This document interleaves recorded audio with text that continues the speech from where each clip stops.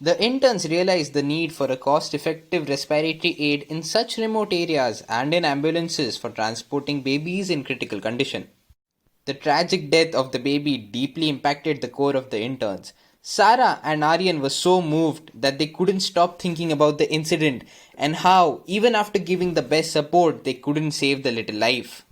Sarah and Aryan used this as an opportunity to contribute and decided to take an initiative that would help in such situations in primary healthcare centers. They started reading articles and literature related to other respiratory aids, keeping in mind that it should be economically feasible as well as efficient to be set up at every primary healthcare center. Sarah and Aryan wouldn't stop at this. They approached some of their professors for help, who, along with helping them, gathered more data, guided them to attend various medical conferences to be able to collect latest data. Sarah went on to attend a conference related to respiratory support. This is where Sarah came to know about IBCPAP. The orator mentioned how IBCPAP is a non invasive, cost effective respiratory aid and is mainly beneficial for the patients of pediatric age group suffering from respiratory distress syndrome. The main problem in respiratory distress syndrome is that the alveoli are collapsing due to deficiency of surfactant. IBCPAP delivers a positive airway pressure which prevents the alveoli from collapsing and keep them patent.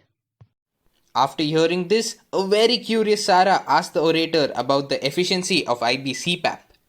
The orator smiled and answered, saying it was used during H1N1 epidemic in Pune in 2009 and had saved many lives. He explained that continuous positive pressure is required as a respiratory aid for RDS and it can be given through three modes. First, endotracheal tube using a mechanical ventilator, second, CPAP machine, and third, bubble CPAP machine. He elaborated that IB CPAP is indigenous nasal bubble CPAP, an indigenous variant of bubble CPAP which was used in the H1N1 epidemic. By now, Sarah's interest had reached the epitome and she asked, how exactly is IB CPAP made?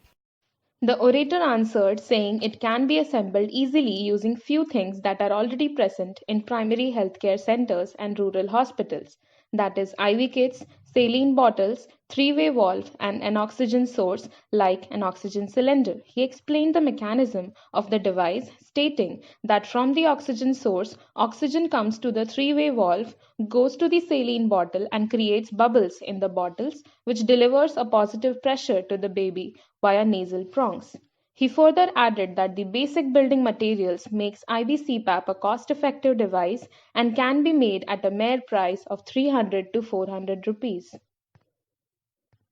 After attending this session, Sarah was very thrilled and kept on thinking about IB CPAP and decided to dig deeper into it. She approached Aryan and explained about IV CPAP to him, and they came up with the final understanding that it can be used efficiently to stabilize a premature baby born in a primary healthcare center till it reaches a tertiary healthcare center with all the facilities for further treatment. They also came to the conclusion that IB CPAP can be used in ambulances while transporting the premature babies. Aryan was very curious as to why such an efficient and cost effective device is not in use. Sarah mentioned that in spite of being such an effective device, it lacks awareness. After further research on how exactly to build this device, its efficiency and efficacy, the statistics, and much more, they approached their professors regarding this idea. This idea was highly welcomed by everyone, and with the help of their professors and respective authorities, they implemented the use of IB CPAP in nearby primary healthcare centers and rural hospitals. This helped create awareness about the IB CPAP too. Will all the efforts of Sarah and Aryan bring a change in such situations and in the child mortality rate in their region?